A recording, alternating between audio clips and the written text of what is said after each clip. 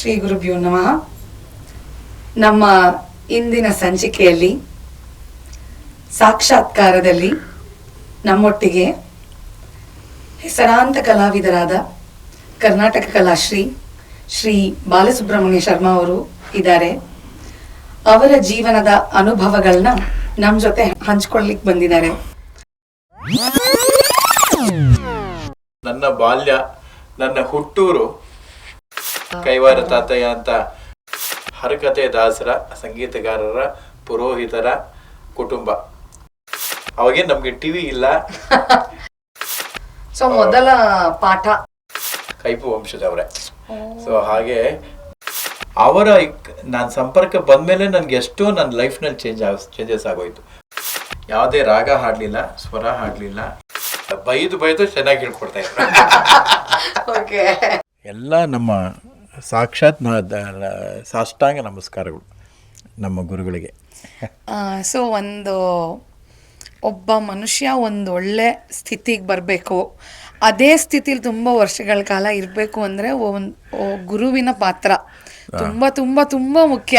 ತಂದೆ ತಾಯಿ ಎಷ್ಟು ಇಂಪಾರ್ಟೆಂಟೋ ಅಷ್ಟೇ ಇಂಪಾರ್ಟೆಂಟ್ ಜಾಗ ಗುರು.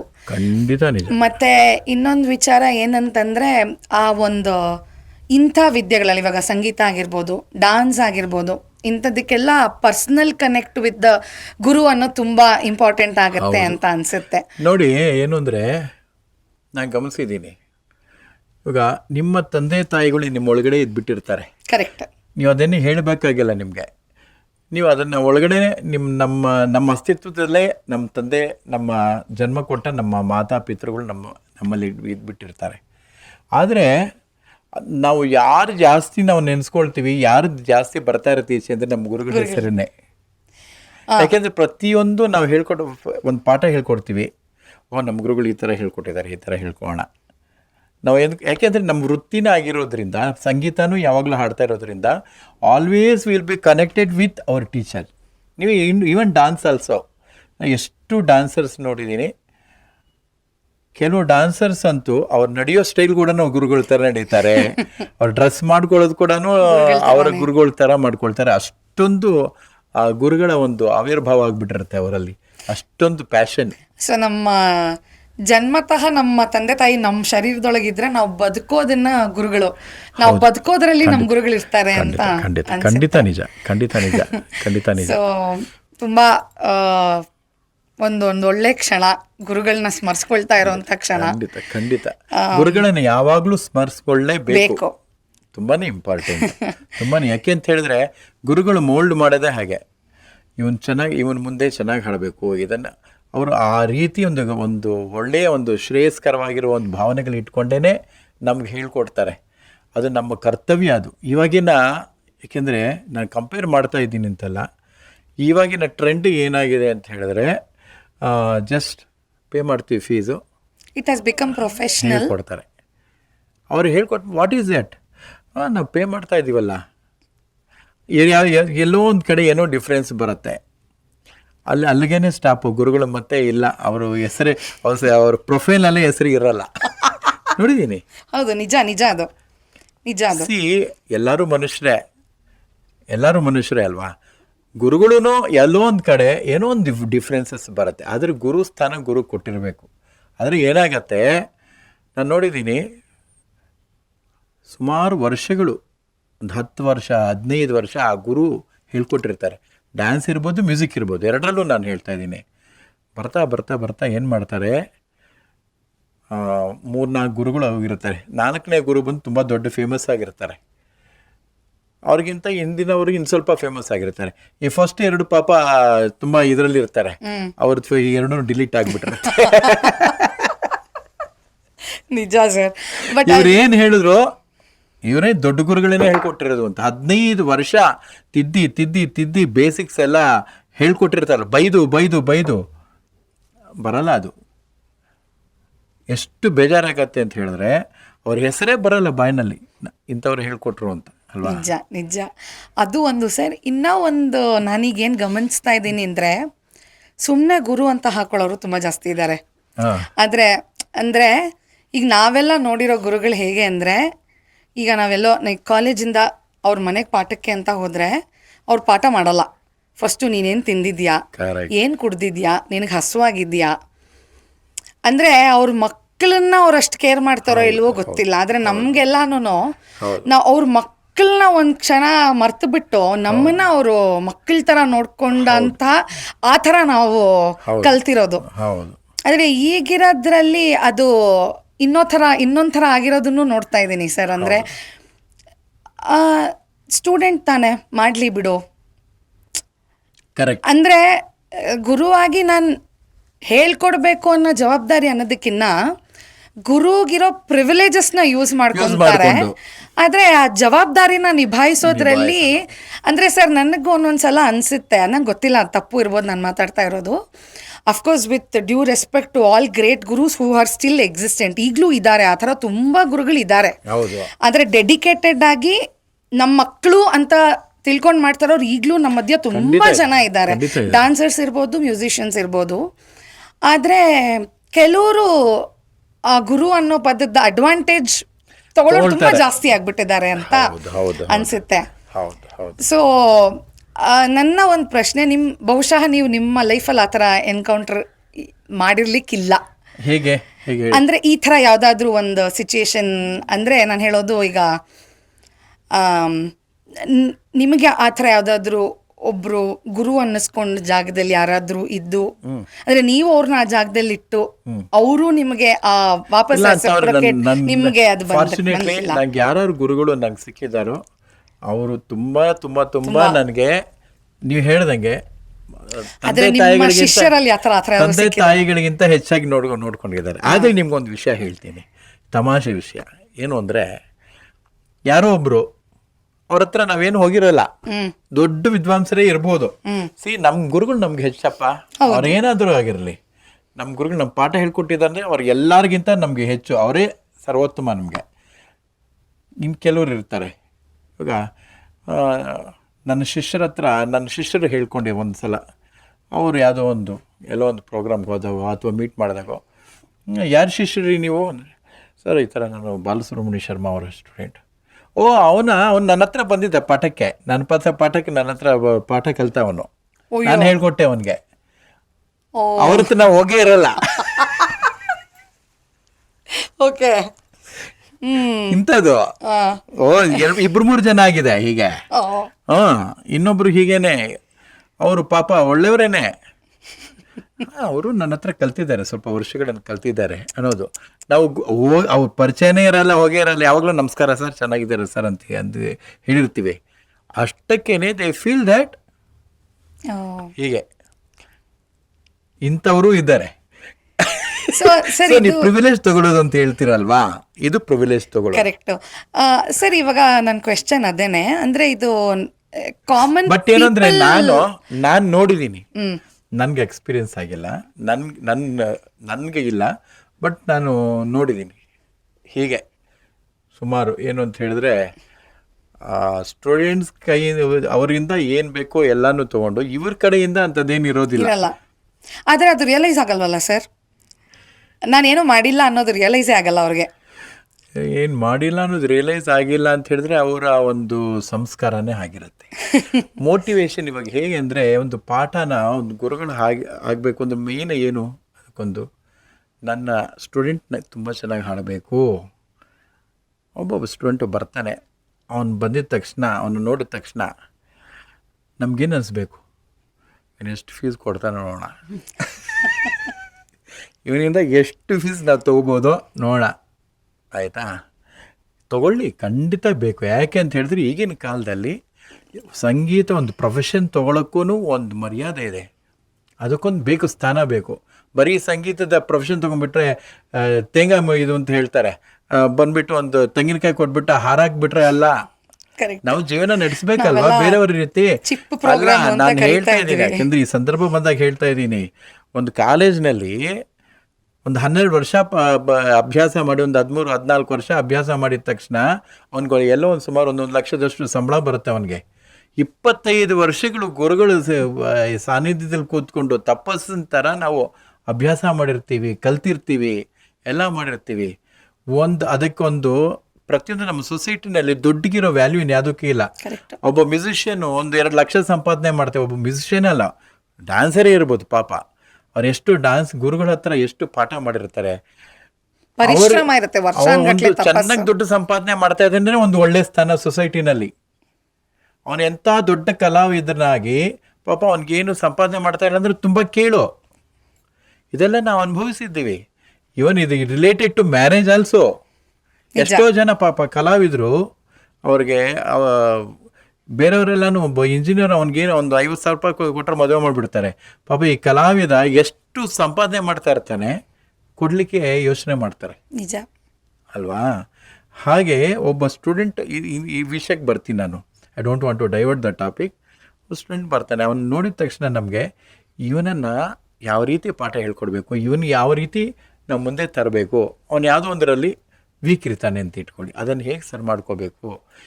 ತುಂಬ ಟ್ಯಾಲೆಂಟೆಡ್ ಹುಡುಗ ಬರ್ತಾನೆ, ಅವ್ನಿಗೆ ಯಾವ ರೀತಿ ನಾವು ಅವಕಾಶಗಳನ್ನು ಕಲ್ಪಿಸ್ಕೊಡ್ಬೇಕು.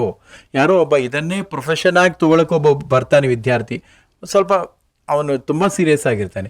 ಇವನಿಗೆ ಹೇಗೆ ಇವನ್ ಅರ್ನಿಂಗ್ಸ್ ಕೂಡ ಬರೋ ಥರ ನಾವು ಯಾವ ರೀತಿ ಇವನಿಗೆ ನಾವು ಅನುಕೂಲ ಮಾಡಿಕೊಡ್ಬೇಕು, ಅವನಿಗೆ ಅನುಕೂಲ ಮಾಡಬೇಕು, ನನಗಲ್ಲ. ಕರೆಕ್ಟ್, ನಿಜ, ಸತ್ಯವಾದ ಮಾತು. ಅವನಿಗೆ ಯಾವ ರೀತಿ ಅನುಕೂಲ ಮಾಡಬೇಕು, ಇದು ಸದ್ಭಾವನೆಗಳು. ಆಯಿತು, ಅವನು ತುಂಬ ಚೆನ್ನಾಗಿ ಕಲ್ತ್ಕೊಂಡ. ನನ್ನ ಸ್ಟೂಡೆಂಟ್ಸ್ ಹಾಗೆ ನಮ್ಮ ಮಾಸ್ಟರ್ ಹತ್ರ ಶ್ರೀಲಕ್ಷ್ಮಿ ಅಂತ ನನ್ನ ಸೀನಿಯರ್ ಸ್ಟೂಡೆಂಟ್ ಇದ್ದಾಳೆ, ಶ್ರೀಲಕ್ಷ್ಮಿ ಆನಂದು. ನಾನು ಅವಳನ್ನು ಪಾಠ ಹೇಳ್ಕೊಟ್ಟು ನಾನೇ ನಮ್ಮ ಮಾಸ್ಟರ್ ಹತ್ರ ಕರ್ಕೊಂಡದೆ. ಸರಿಗಳು ಪಾಠ ಹೇಳ್ಕೊಡಿ ಸರ್ ಅಂತ. ಆಯಿತಾ, ಒಂದು ಲೆವೆಲ್ಗೆ ಬಂದಮೇಲೆ ನಮ್ಗೆ ಆ ಯೋಗ್ಯತೆ ಇದ್ರು, ಪಾಠ ಹೇಳ್ಕೊಡೋ ಯೋಗ್ಯತೆ ಇದ್ರು ಇನ್ನೂ ಚೆನ್ನಾಗಿ ಬರಲಿ, ಇನ್ನೊಳ್ಳೆಯವ್ರ ಹತ್ರ ಒಳ್ಳೆಯವ್ರ ಹತ್ರ ಸೇರಿಸೋಣ ನನ್ನ ಸ್ಟೂಡೆಂಟ್ನ, ಮೇಲಕ್ಕೆ ಬರಲಿ ಅನ್ನೋ ಒಂದು ಸದುದ್ದೇಶ ಇರಬೇಕು.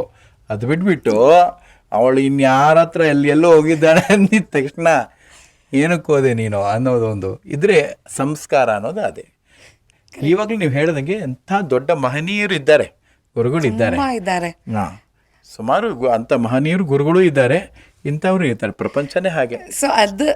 ಸೊ ನನ್ನ ಒಂದು ಪ್ರಶ್ನೆ ಏನು ಅಂದ್ರೆ ನೋಡ್ತಾ ಇರೋರ್ಗೆ, ಈಗ ಒಂದ್ ತಂದೆ ತಾಯಿಗಳಿರ್ತಾರೆ, ಅವರು they don't have any music or dance background, ಅಂದ್ರೆ this applies to any field. Dance ಆದ್ರೂ ಆಗ್ಬೋದು, ಮ್ಯೂಸಿಕ್ ಆದ್ರೂ ಆಗ್ಬೋದು. ಈಗ ರೋಡ್ ಒಂದೊಂದು ಡಾನ್ಸ್ ಕ್ಲಾಸ್ ಇದೆ, ರೋಡ್ ಒಂದೊಂದು ಮ್ಯೂಸಿಕ್ ಕ್ಲಾಸ್ ಇದೆ. ಹೇಗೆ ಸರ್ ಪೋಷಕರು ಡಿಫ್ರೆನ್ಶಿಯೇಟ್ ಮಾಡಕ್ಕಾಗ? ಯಾಕಂದ್ರೆ ಅವ್ರಿಗೆ ಅದ್ರ ಬ್ಯಾಕ್ ಗ್ರೌಂಡ್ ಇಲ್ಲ. ಇವರು ಕ್ವಾಲಿಟಿ ಇರೋ ಮ್ಯೂಸಿಕ್ ಅಥವಾ ಡಾನ್ಸ್ನ ಹೇಳ್ಕೊಡ್ತಾರೆ ಅಂತ ಪೋಷಕರು ಹೇಗೆ ತಿಳ್ಕೊಳಕ್ ಸಾಧ್ಯ? ಖಂಡಿತ ತಿಳ್ಕೊಬಹುದು. ಸೊ ಏನ್ ಅಂಶನ ಗಮನದಲ್ಲಿ ಇಟ್ಕೊಂಡು ಪೋಷಕರು ಈ ಟೀಚರ್ ಹತ್ರ ನಮ್ಮ ಮಗುನ ಬಿಡಬಹುದು? ನೀವು ಅನ್ಕೊಂಡಿದ್ದೀರಾ, ಇವಾಗ ನಮ್ಮ ಮಗುನ ನಾವು ಸೇರಿಸ್ಬೇಕು ಅಂತ ಹೇಳಿದ್ರೆ, ಇವಾಗ ಸ್ಕೂಲ್ ಥರ ಅಂತ ಇಟ್ಕೊಳ್ಳಿ. ನೀವು ಎಜುಕೇಷನ್ ಇನ್ಸ್ಟಿಟ್ಯೂಷನ್ನು, ನಿಮ್ಮ ಮಗುವನ್ನು ನೀವು LKGಗೋ ಇದಕ್ಕೆ ಸೇರಿಸ್ಬೇಕು. ನೀವು ಇದ್ದಕ್ಕಿದ್ದಂಗೆ ಸ್ಕೂಲ್ಗೆ ಹೋಗಿ ಸೇರಿಸ್ಬಿಡ್ತೀರಿ. ಯಾವುದೊಂದು ಸಿಕ್ಕಿದ ಸ್ಕೂಲ್ಗೆ ಏನು ಮಾಡ್ತೀರಾ, ಒಂದು 10 ಜನನ ಕೇಳ್ತಿರ್ತಾನೆ. 10 ಜನ ಕೇಳೋದಲ್ಲ, ಆ ಸ್ಕೂಲಿಂದ ಯಾರು ಬರ್ತಾ ಇದ್ದಾರೆ ಈಚೆ, ಯಾರು ಪರ್ಸೆಂಟೇಜ್ ಇದೆ, ಯಾರು ಮುಂದೆ ಬಂದಿದ್ದಾರೆ ಎಲ್ಲ ಕೇಳ್ತಿರ್ತಾನೆ. ಸೊ ಅದನ್ನೆಲ್ಲ ಸರ್ವೆ ಮಾಡಿನೇ ತೊಗೋಬೇಕು. ಒಂದು. ಎರಡನೇದು, ನಮ್ಮ ಆರ್ಟ್ನಲ್ಲಿ ಯಾರೇ ಆಗಲಿ ಅವ್ರಿಗೆ ಒಂದು ಸಂಸ್ಕಾರ, ಪಾಪ ಅವ್ರಿಗೆ ಒಂದು ಬ್ಯಾಕ್ಗ್ರೌಂಡ್ ಇಲ್ಲದೇ ಇರಲಿ, ಆದರೆ ನೋಡ್ತಾ ನೋಡ್ತಾ ನೋಡ್ತಾ ನೋಡ್ತಾ ನೋಡ್ತಾ ಅವ್ರಿಗೆ ಗೊತ್ತಾಗ್ಬಿಡತ್ತೆ ಯಾವುದು ಒಳ್ಳೆಯದು, ಯಾವುದೋ ಒಂದು ಪರ್ಫಾರ್ಮೆನ್ಸ್ಗೆ ಹೋಗ್ಬಿಟ್ಟು ನನ್ನ ಮಗಳು ಡ್ಯಾನ್ಸ್ ಕಲಿಬೇಕು ಅಂದರೆ ಅಲ್ಲ. ಸುಮಾರು ಒಂದು 20, 25, 30 ಡ್ಯಾನ್ಸ್ ಪ್ರೋಗ್ರಾಮ್ ನೋಡಲಿ ಅವರು, ಬೇರೆ ಬೇರೆ ಡ್ಯಾನ್ಸರ್ಸ್ದು ಅಲ್ವಾ. ಎಂಥ ಒಂದು ಅವ್ರಿಗೆ ಯಾವುದೇ ಬ್ಯಾಕ್ಗ್ರೌಂಡ್ ಇಲ್ಲದೇ ಇದ್ರೂ ಕರೆಕ್ಟಾಗಿ ಹೇಳ್ಬಿಡ್ತಾರೆ. ಅವ್ರಿಗೇನು ಟೆಕ್ನಿಕಲಿ ಅವ್ರಿಗೇನು ಗೊತ್ತಿಲ್ಲದೆ ಇರ್ಬೋದು. ಸರ್ ಇಲ್ಲಿಗಿಂತ ಅಲ್ಲಿ ಸ್ವಲ್ಪ ನೀಟಾಗಿತ್ತು ಅನಿಸ್ತು ಸರ್ ಅಂತಾರೆ. ನಮ್ಗೆ ಹೇಳಿದ್ದಾರೆ ಸುಮಾರು ಜನ, ಸರ್ ಇಲ್ಲಿ ಸ್ವಲ್ಪ ನೀಟಾಗಿ ಪರ್ಫಾರ್ಮ್ ಮಾಡ್ತಾರೆ ಅನಿಸ್ತು ಸರ್. ಆರ್ಗನೈಸಿಂಗ್ ಇರ್ಬೋದು, ಅವ್ರ ಪ್ರೆಸೆಂಟೇಷನ್ ಇರ್ಬೋದು, ಡ್ರೆಸ್ಸಿಂಗ್ ಸ್ಟೈಲಿಂದ ಹಿಡಿದು ರೈಟ್ ಫ್ರಮ್ ಕಾಸ್ಟ್ಯೂಮ್ಸ್. ಹೌದು, ಗೊತ್ತಾಗ್ಬಿಡುತ್ತೆ ಅವ್ರಿಗೆ ಯಾವುದು ಒಳ್ಳೇದು ಯಾವುದು ಅಂತ. ಡೈರೆಕ್ಟಾಗಿ ಸೇರಿಸೋವ್ರಿಗೆ ಏನಾಗ್ಬಿಡುತ್ತೆ ಗೊತ್ತಪ್ಪ. ಆಮೇಲೆ ಅವ್ರು ಇದೂ ಆಗಿರುತ್ತೆ. ಕೆಲವು ಪೇರೆಂಟ್ಸ್ ನೀವು ಹೇಳ್ತೀರಾ, ಕೆಲವು ಪೇರೆಂಟ್ಸ್ ಪಕ್ಕದ ಮನೆಯಲ್ಲೇ ಇರಬೇಕು. ಟೀಚರು, ಡ್ಯಾನ್ಸ್ ಟೀಚರು ಕೇಳ್ತಾರೆ, ಇಂಥ ಕಡೆ ಹೋಗಿ, ಎಲ್ಲೇ ಜಸ್ಟ್ 1 ಕಿಲೋಮೀಟರ್ ಇರುತ್ತೆ. ಅಷ್ಟು ದೂರ ಹೋಗ್ಬೇಕಾ ಸರ್, ಪಕ್ಕದಲ್ಲೇ ಇಲ್ವಾ ಯಾರು ನಮ್ಮ 2-3 ಸ್ಟೇಟ್ಗಳಲ್ಲಿ ಅಂತ ಹೇಳ್ತಾರೆ. ಸೊ ಅಂಥವ್ರಿಗೆ ಏನು ಮಾಡೋಕ್ಕೋಗಲ್ಲ. ಯಾರು ಅವೈಲಬಿಲಿಟಿ ಇದೆಯೋ ಅವ್ರ ಲಕ್ಕು. ಒಳ್ಳೆ ಡ್ಯಾನ್ಸ್ ಟೀಚರ್ ಸಿಕ್ಕಿದ್ರು ಅಥವಾ ಮ್ಯೂಸಿಕ್ ಟೀಚರ್ ಸಿಕ್ಕಿದ್ರು ಇಲ್ಲದಿದ್ರೆ ಇಲ್ಲ. ಹಾಗೆ ಸರ್, ಇನ್ನೊಂದು ನಿಮ್ಮ ಹತ್ರ ನಾನು ಕೇಳಬೇಕಂತ ಅಂದ್ಕೊಂಡಿದ್ದು, ಈ ಎಕ್ಸಾಮ್ ಪರ್ಸ್ಪೆಕ್ಟಿವಿಂದ ಡಾನ್ಸ್ ಅಥವಾ ಮ್ಯೂಸಿಕ್ನ ನೋಡೋದು ಎಷ್ಟು ಸರಿ ನಿಮ್ಮ ಮಟ್ಟಿಗೆ? ಅಂದರೆ ಎಕ್ಸಾಮ್ ಕಟ್ಸೋಕ್ಕೆ ಅಂತಲೇ ಕೆಲವು ಟೀಚರ್ಸ್ ಇರ್ತಾರೆ, ಎಕ್ಸಾಮ್ ಬಿಟ್ಬಿಟ್ಟು ಪರ್ಫಾರ್ಮೆನ್ಸಸ್ ಮಾಡ್ಸೋಕ್ಕೆ ಅಂತಲೇ ಒಂದಷ್ಟು ಟೀಚರ್ಸ್ ಇರ್ತಾರೆ. ಸೊ ನಿಮ್ಮ ಪ್ರಕಾರ ಯಾರ ಹತ್ರ ಮಕ್ಕಳನ್ನ ಹಾಕಿದ್ರೆ ಬೆಟರ್? ಪರ್ಫಾರ್ಮೆನ್ಸಸ್ ಫೋಕಸ್ ಮಾಡೋರು ಅಂತ ಹತ್ರನ, ಎಕ್ಸಾಮ್ಸ್ ಫೋಕಸ್ ಮಾಡೋರು ಇದು ಹತ್ರ? ತುಂಬ ಒಂದು ಕಷ್ಟವಾಗಿರೋ ಇದು ಕ್ವಶನ್ನು. ಯಾಕೆ ಕಷ್ಟ ಆಗಿರೋ ಕ್ವಶನ್ನು ಅಂತ ಹೇಳಿದ್ರೆ, ನನ್ನ ಪ್ರಕಾರ ಎರಡು ಇಂಪಾರ್ಟೆಂಟು ಅಂತ. ಯಾವ ರೀತಿ ಇಂಪಾರ್ಟೆಂಟು ಅಂತ ನಿಮ್ಗೆ ಹೇಳ್ತೀನಿ ನಾನು. ಇವಾಗ ಪರ್ಫಾರ್ಮೆನ್ಸ್ ಓರಿಯೆಂಟೆಡ್ ಟೀಚಿಂಗ್ ಅಂತಲೇ ಇಟ್ಕೊಳ್ಳಿ. ಪರ್ಫಾರ್ಮೆನ್ಸ್ ಓರಿಯೆಂಟೆಡ್ ಎರಡು ಕಂಪೇರ್ ಮಾಡೋಣ.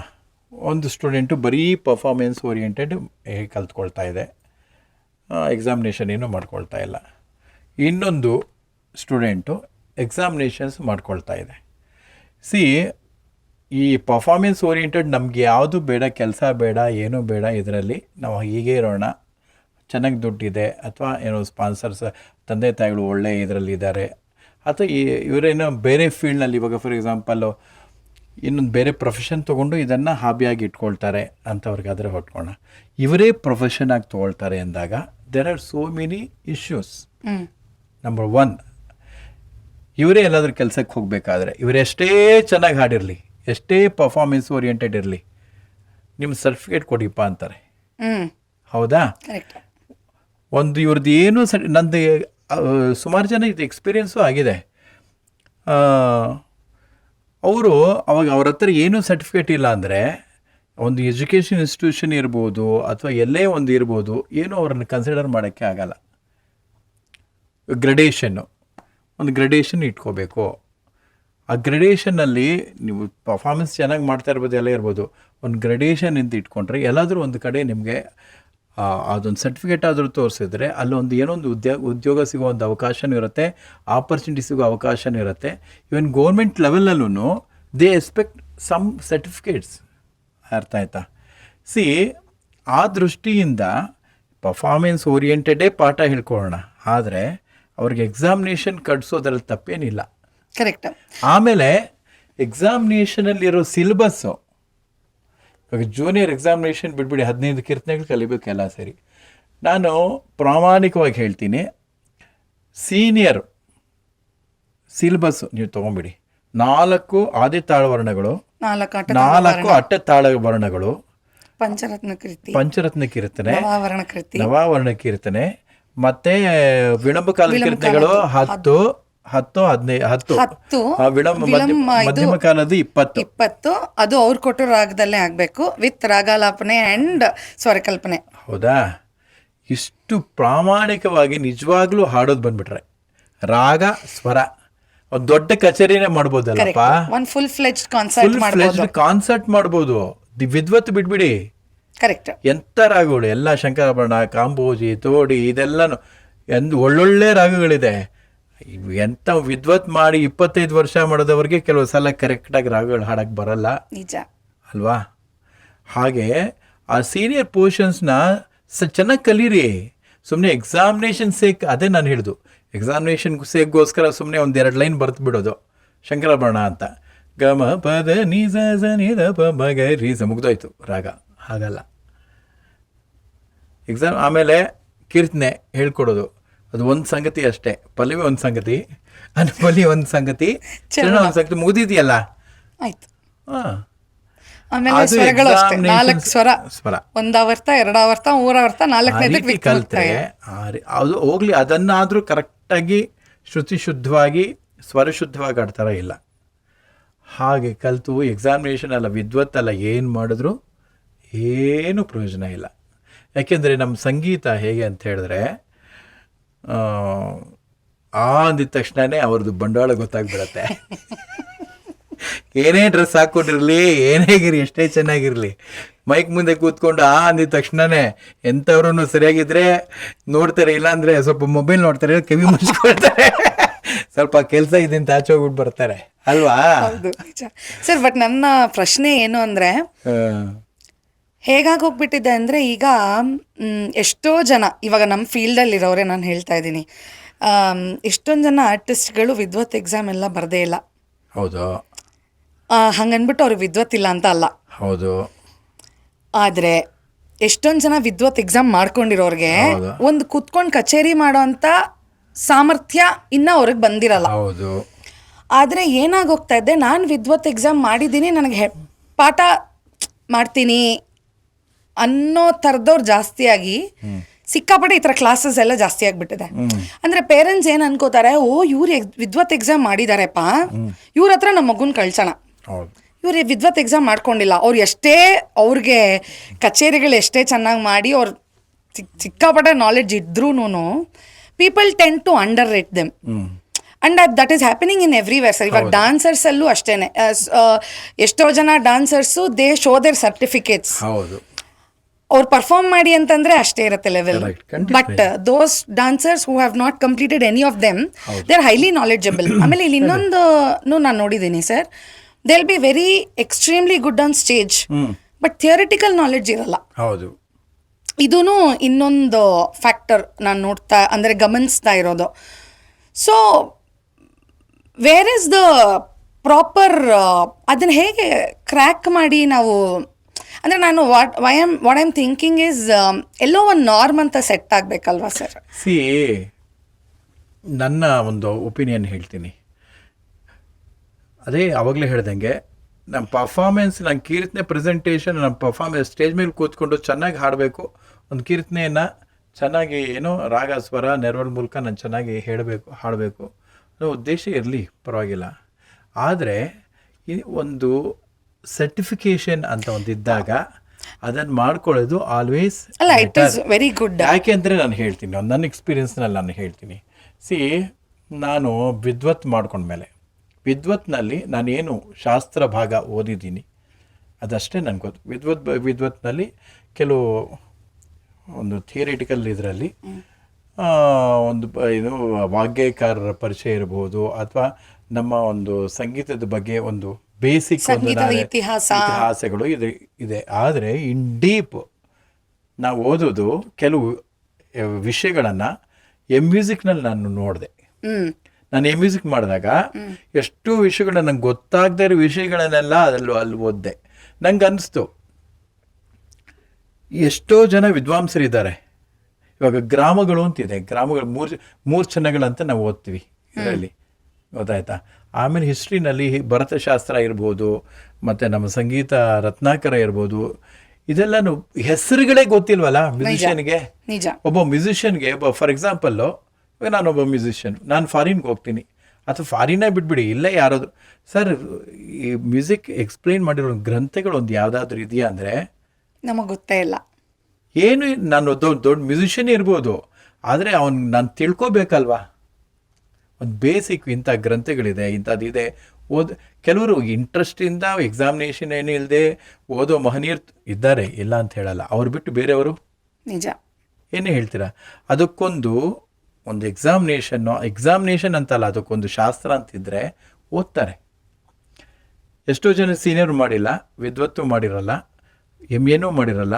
ನಾನು ಫ್ರಾಂಕಾಗಿ ಹೇಳ್ತೀನಿ, ಎಷ್ಟು ಜನ ಮ್ಯೂಸಿಷಿಯನ್ಸ್ಗೆ ಶಾಸ್ತ್ರದ ಭಾಗನೇ ಏನೂ ಗೊತ್ತಿರಲ್ಲ, ಏನೇನೂ ಗೊತ್ತಿರಲ್ಲ.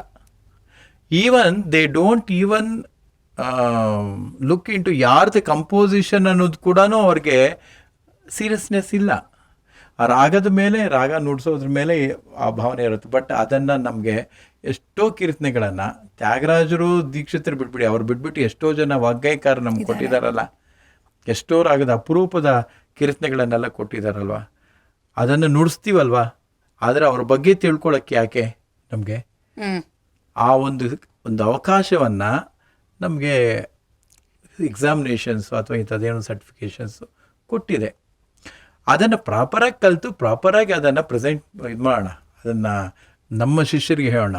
ಸುಮ್ಮನೆ ಮಕ್ಕೀಕ ಅಂದರೆ ಏನೋ ಸುಮ್ಮನೆ ಪಾಸ್ ಮಾಡಬೇಕು ಅಂತ ಹೇಳ್ಬಿಟ್ಟು ಮಾಡೋದಲ್ಲ, ಸೀರಿಯಸ್ ಆಗಿ ಮಾಡಿ. ಎಷ್ಟು ಜನ ಇಲ್ಲ. ಆ ಥರ ಸೀರಿಯಸ್ಸಾಗಿ ಓದಿ ಸೀರಿಯಸ್ಸಾಗಿ ಅದಂತ ಹೇಳ್ಕೊಂಡು ನಾನು ಇವಾಗ ಮ್ಯೂಸಿಕ್ ನಾನು ಏನಕ್ಕೆ ಮಾಡಿದೆ ಅಂದರೆ ಇದಕ್ಕೋಸ್ಕರನೇ ಮಾಡಿದೆ ಏನಿದೆ ತಿಳ್ಕೊಳ್ಳೋಣ ಅಂತ ಹೇಳ್ಬಿಟ್ಟು. ಸೊ ನಂಗೆ ಅದು ಓದಿದ ಮೇಲೇ ನಂಗೆ ಅನಿಸಿದ್ದು ಎಷ್ಟೋ. ಇವಾಗ ನನ್ನ ಮಗಳು ಮ್ಯೂಸಿಕ್ ಮಾಡಿದ್ಲು, ನಾನೇ ನೋಡಿದೆ ಜೈನ್ ಯೂನಿವರ್ಸಿಟಿನಲ್ಲಿ ಅವ್ರು ಮ್ಯೂಸಿಕ್ ಮಾಡೋದಕ್ಕೆ ಎಷ್ಟು ಅವಳಿಗೆ ಇದು ಕೊಡ್ತಾಯಿದ್ರು, ಅಸೈನ್ಮೆಂಟ್ಸ್ ಕೊಡ್ತಾಯಿದ್ರು ಆಯಿತಾ, ಎಷ್ಟು ಪೇಪರ್ ಪ್ರೆಸೆಂಟೇಷನ್ ಕೊಡ್ತಾಯಿದ್ರು. ಇದೆಲ್ಲ ಲರ್ನಿಂಗೇ ಅಲ್ವಾ, ಇದು ಇದೆಲ್ಲ ದೊಡ್ಡ ಲರ್ನಿಂಗು ಇದೆಲ್ಲನೂ.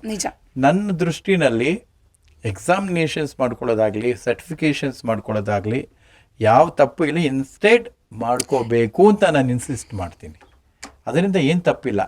ಬಟ್ ಏನು ಅಂತ ಹೇಳಿದ್ರೆ ಕೆಲವರು ಅದನ್ನು ಸುಮ್ಮನೆ ಏನೋ ನೀವು ಹೇಳ್ದಂಗೆ ಅವ್ರು ಯಾವುದೇ ಜ್ಞಾನ ಇರಲ್ಲ, ಅದು ಸುಮ್ಮನೆ ಸರ್ಟಿಫಿಕೇಟ್ ಮಾಡಿಕೊಂಡು ನಾವು ಹೇಳ್ಕೊಡ್ತೀವಿ ಅಂತ ಹೇಳ್ಕೊಡ್ತಾರೆ. ಆ ಥರ ಮಾಡಬಾರ್ದು.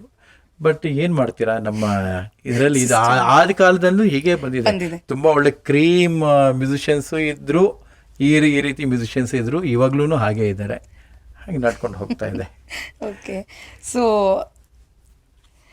ಓಕೆ ಸರ್, ಇವಾಗ ನೀವು why you chose this field sir? ಅಂದರೆ ನೀವು you have completed your degree also. ಹೌದು. ಅಂದರೆ not related to music, but you have completed your BSc ಅಲ್ವಾ? So but why you chose music field? Actually ನನಗೆ ಅನ್ಸುತ್ತೆ ನಾನು BSc ಏನಕ್ಕೆ ಮಾಡಿದೆ ಅಂತ ಅನ್ಸುತ್ತೆ.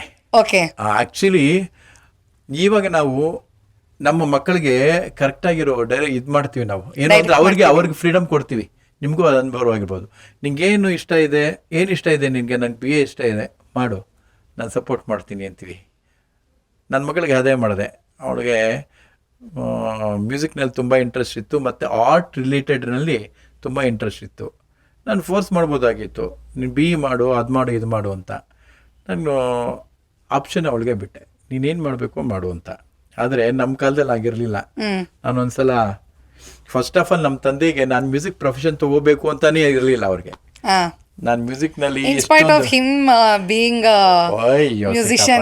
ತಂದೆಗೆ ಇಷ್ಟ ಇರಲಿಲ್ಲ. ನಾವು ಇಷ್ಟ ಯಾಕೆಂದರೆ ನಮ್ಮ ತಂದೆಗೆ ಪಾಪ ಅವ್ರಿಗೇನು ಅಂದರೆ ಆ ಕಾಲದಲ್ಲಿ ಹಾಗೇ ಇತ್ತು. ಅದನ್ನು ನಾವು it was very challenging for like even today it is challenging only. Gopalakrishnan sir ಒಂದ್ಸಲ ಹೇಳ್ತಾ ಇದ್ರು, ಏನು ಅಂದರೆ ಅವ್ರು ಇದನ್ನು ಮೆನ್ಷನ್ ಮಾಡಿ ಹೇಳಿದ್ರು, ಒಂದು ಕಾಲದಲ್ಲಿ ಅವರು ಕಲಿಯೋ ಕಾಲದಲ್ಲಿ ಒಬ್ಬ ಮನೆಯಲ್ಲಿ ಅವನೇನಕ್ಕೂ ಲಾಯಕ್ಕಿಲ್ವಂತೆ. ಸೊ ಅವನು ಓದಿಸ್ತಾರಂತೆ, ಬರಲ್ಲ. ಆಮೇಲೆ ಅವ್ನಿಗೇನಾದರೂ ಒಂದು ವ್ಯಾಪಾರ ಚಿಕ್ಕ ಏನು ಪೆಟ್ಟಿ ಅಂಗಡಿ ಅದಿದು ಹಾಕೊಳ್ಳೋ, ಅದರಲ್ಲೂ ಅವನೇನೂ ಇದು ಮಾಡಲ್ಲ. ನಾನು ಹೇಳ್ತಾರೆ ಬ್ರಾಹ್ಮಣರ ಮನೇಲಿ ಹೇಳ್ತಾರೆ, ಅವನು ಪುರೋಹಿತ್ಯಕ್ಕೆ ಹಾಕ್ತಾರಂತೆ, ಮಂತ್ರಗಳು ಅದಿದೆ ಪುರೋಹಿತ್ಯಕ್ಕೆ. ಅದರಲ್ಲೂ ಅವನೇನೋ ಉದ್ಧಾರ ಆಗಲ್ಲ ಅಂತ ಇಟ್ಕೊಳ್ಳಿ. ಕೊನೆಯ ಅಂಶನೇನೋ ಸಂಗೀತ, ಏನು ಇಲ್ವಲ್ಲ ಸಂಗೀತ ಆದ್ರೂ ಕಲ್ತ್ಕೋ ಅಷ್ಟು ಕೆಳಗೆ ಸಂಗೀತ ಆ ರೀತಿ ಇತ್ತು. ಆದ್ರೆ ಇವಾಗ ಎಷ್ಟೋ ಜನ MBA ಮಾಡಿರೋರು, ಡಾಕ್ಟರೇಟ್ಸ್ ಮಾಡಿರೋರು ಇವರೆಲ್ಲಾನು ಸಂಗೀತದಲ್ಲಿ ಬರ್ತಾ ಇದ್ದಾರೆ. ಅದು ಅಂತ ಒಂದು ಬೆಳೆದಿದೆ ಸಂಗೀತ ಅಂತ ಹೇಳಿದ್ರು ಸಾರು, TVG ಸಾರು. ಹಾಗೆ ನಮ್ಮ ತಂದೆಯವ್ರಿಗೂ ಅಷ್ಟೇ ಆ ಕಾಲದಲ್ಲಿ ಇವನು ಸಂಗೀತ ಅಂತ ಹೇಳ್ತಾ ಇದ್ದಾನೆ. ನಮ್ಮ ಬೇರೆಯವ್ರಿಗೆಲ್ಲ ಹೇಳೋರು ನಮ್ಮ ತಂದೆ. ಅವ್ರು ನನಗೆ ಹೇಳೋರು, ಅಯ್ಯೋ ಏನಪ್ಪ ನಿಮ್ಮ ತಂದೆ ನೋಡಿದ್ರೆ ನೀನು ನೋಡಿದ್ರಿ ಪ್ರೊಫೆಷನ್ ಅಂತಿದ್ಯಾ, ನಿಮ್ಮ ತಂದೆ ಪಾಪ ತುಂಬಾ ಇದು ಮಾಡ್ತಾ ಇದ್ದಾರೆ, ನಮ್ಗೆ ಹೇಳ್ತಾ ಇದ್ದಾರೆ, ಸ್ವಲ್ಪ ಅವ್ನಿಗೆ ಹೇಳಿ. ನಾವೆಲ್ಲ ತೆಲುಗು, ನಾವು ವಾಣಿಚಾರು ಅಂತ ಚಪ್ಪಂಡ ವಾಣಿಕೆ ಅಂತ ನಮ್ಮ ತಂದೆಯವರು ಹೇಳೋರು. ಅವರು ಸುಮಾರು ಜನ ಹೇಳಿದ್ದಾರೆ ನನಗೆ. ನನಗೇನು ಅಂದರೆ ಬೈ ಲಕ್ಕೋ ಅಥವಾ ಇದೋ ಗೊತ್ತಿಲ್ಲ, ನನಗೆ ಸಂಗೀತ ಬಿಟ್ಟು ಬೇರೆ ಏನೂ ಬರ್ತಾ ಇರಲಿಲ್ಲ. ಓಕೆ. ಸೊ ನೀವು ಬೇರೆ ಎಲ್ಲೂ ಜಾಬ್ ಅಂತ ಏನೂ ಮಾಡಲಿಲ್ಲ? ಮಾಡಿದೆ. ನಾನು BSc ಮಾಡಿಬಿಟ್ಟು ನಾನು ಕೆಮಿಸ್ಟ್ ಆಗಿದ್ದೆ ಒಂದು ಕಡೆ. ಆ ಕೆಮಿಸ್ಟ್ ಆಗಿದ್ದು ಮ್ಯೂಸಿಕ್ಕಿಂದಾನೆ. ಒಂದು ತಮಾಷೆ ಇದೆ ಹೇಳ್ತೀನಿ. ನಾನು BScನಲ್ಲಿ ಆವರೇಜ್ ಮಾರ್ಕ್ಸ್ ತೊಗೊಂಡಿದ್ದು. PCM ಇಲ್ಲ, CBZ. CBZ. ಅವಾಗಲೇ CBZ ಇತ್ತು. ಹೌದು, CBZ ಇತ್ತು ಅವಲ್ಲ. CBZ ಇತ್ತು, PME ಇತ್ತು, ಫಿಸಿಕ್ಸ್ ಮ್ಯಾಥ್ಸ್ ಎಲೆಕ್ಟ್ರಾನಿಕ್ಸ್ ಎಲ್ಲ ಇತ್ತು. APS ಕಾಲೇಜ್ನಲ್ಲಿ ಇತ್ತು. ನಾನು ಸೈಕಾಲಜಿ ತೊಗೋಬೇಕು ಅಂತ ತುಂಬ ಆಸೆ ಇತ್ತು ನನಗೆ. ಆ್ಯಕ್ಚುಲಿ ಸೈಕಾಲಜಿ ಆರ್ಟ್ಸ್ ಸಬ್ಜೆಕ್ಟ್ ತೊಗೊಂಡಿದ್ದೆ, ನಾನೇನು PhD ಮಾಡ್ತಾ ಇದ್ದೆ ಏನೋ. ಯಾರು ಎನ್ಕರೇಜ್ ಮಾಡಲಿಲ್ಲ ನಮಗೆ. ಇವಾಗ ಸೈಕಾಲಜಿ ಅಂತ ಹೇಳಿದ್ರೆ ಅದಕ್ಕೊಂದು ತುಂಬ ದೊಡ್ಡ ವ್ಯಾಲ್ಯೂ ಇದೆ. ನಾನು ಅವಾಗ ಸೈಕಾಲಜಿ ಇಬ್ಬರು ಫಸ್ಟ್ ನೀವು ಸೈನ್ಸ್ ಆದರೂ ತಗೋ, ಫಸ್ಟು ಸೈಕಾಲಜಿ ಎಲ್ಲ ಉದ್ಧಾರ ಆಗಲ್ಲ ಅಂತ. ಓಕೆ. ಸೈಕಾಲಜಿ ತಗೊಳ್ಳಿಲ್ಲ, ಇದರಲ್ಲೂ ಏನು ಉದ್ಧಾರ ಇಲ್ಲ, ಅಷ್ಟಕ್ಕಷ್ಟೇ ಸೀರಿಯಸ್ ಆಯ್ತು. ಬಟ್ ಇವಾಗ ತುಂಬಾ ಇದೆ. ಅವಾಗ ಹೋಗಿ ಕೆಮಿಸ್ಟ್ ನಾನು ಅಪ್ಲೈ ಮಾಡಿದ್ನಲ್ಲ, ಟ್ರೈನಿ ಅಂತ ಆಂಗ್ಲೋ ಇಂಡಿಯನ್ ಡ್ರಗ್ ಕಂಪನಿ ಅಂತ ಪೀಣ್ಯಾನಲ್ಲಿ ಇತ್ತು. ಇವಾಗಲೂ ಇದೆಯೇನೋ ಗೊತ್ತಿಲ್ಲ. ಸೊ ಇಂಟರ್ವ್ಯೂಗೆ ಹೋದೆ. ಇಂಟರ್ವ್ಯೂಗೆ ಹೋಗ್ಬಿಟ್ಟು ಅವ್ರು ನೋಡಿದ್ರು, ಎಲ್ಲ ಅವರೇಜೇ ಇತ್ತು. ಕೊನೆಯಲ್ಲಿ ಹಾಬೀಸ್ನಲ್ಲಿ ಕರ್ನಾಟಿಕ್ ಮ್ಯೂಸಿಕ್ ವೋಕಲಿಸ್ಟ್ ಅಂತ ಬರೆದಿದೆ. Oh, you are a Carnatic musician, what you have written Carnatic music? Sir, I am a musician. Oh, is it? Oh, you perform ಅಂದರು. Yes sir, I perform. ಖುಷಿಯಾಗೋಯ್ತು ಅವ್ರಿಗೆ, ಆ ಮ್ಯಾನೇಜರ್ಗೆ. ಅವರು ಹಾಡ್ಲಿಕ್ಕೇನು ಹೇಳಿಲ್ಲ, ಬಟ್ ನೋಡಿದ್ರು ನನ್ನ, ವೇರ್ ಆಲ್ ಯು ಪರ್ಫಾರ್ಮ್ಡ್ ಅಂದರು. ಎಲ್ಲ ಹೇಳಿದೆ, ಇಂಥ ಕಡೆ ಎಲ್ಲ ಪರ್ಫಾರ್ಮ್ ಮಾಡಿದ್ವಿ. ಆ ಒಂದು ದೃಷ್ಟಿಯಿಂದ ನಂಗೆ ಟ್ರೈನಿಂಗ್ ಹಾಕೊಂಡ್ರು. ಆಮೇಲೆ ಟ್ರೈನಿಗೆ ಸೇರ್ಕೊಂಡ್ಮೇಲೆ ನೋಡಿದ್ರು ಉದ್ದಾರನೇ ಅದರಲ್ಲಿ.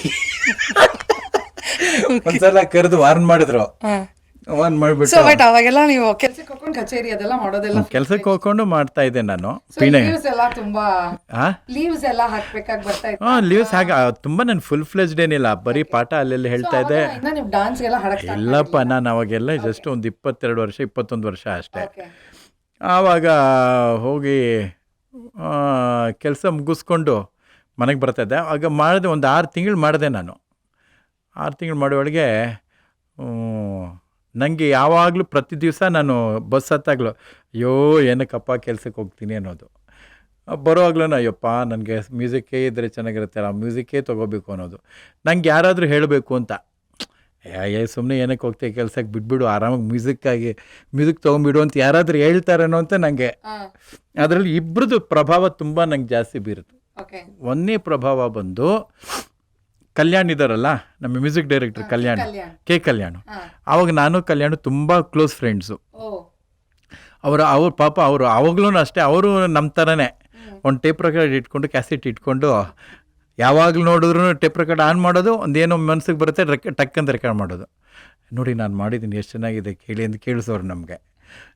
ನಾವು ಅಲ್ಲಿ ಅವರು ಇದ್ದಿದ್ದು ರಾಜಾಜಿನಗರ ಮಹಾಲಕ್ಷ್ಮಿ ಲೇಔಟ್ನಲ್ಲಿದ್ದರು. ಪುಟಾಣಿ ಮನೆ, ಇವತ್ತು ತುಂಬ ದೊಡ್ಡದಾಗಿ ಬೆಳೆದುಬಿಟ್ಟಿದ್ದಾರೆ. ಇವಾಗಲೂ ನಂಗೆ ಜ್ಞಾಪಕ ಇದೆ. ಅವ್ರ ಮನೆಗೆ ಹೋಗ್ತಾಯಿದ್ದೆ, ಅವ್ರ ತಂದೆ ತಾಯಿ ಎಲ್ಲ ಇದ್ದರು ಅವಾಗ. ಎಷ್ಟು ಚಿಕ್ಕ ಮನೆ ಅಂದರೆ, ಒಂದು ಚಿಕ್ಕ ಹಾಲು, ಚಿಕ್ಕ ಒಂದು ರೂಮು, ಒಂದು ಚಿಕ್ಕದೊಂದಿದ್ದು. ಅದರಲ್ಲಿ ಸುಮಾರು ಒಂದು 6-7 ಜನ ಪಾಪ ಇದ್ದರು. ಅವ್ರ ಅಕ್ಕಂದರು, ಅವ್ರ ಅಣ್ಣಂದರು ಎಲ್ಲನೂ. ಇವ್ರಿಗೆಂಥ ಒಂದು, ಅದಕ್ಕೆ ಒಂದು ಹುಚ್ಚಂತ ಇರಬೇಕು ಅನ್ನೋ ಹುಚ್ಚಿದ್ರೇ ಮೇಲಕ್ಕೆ ಬರೋದು.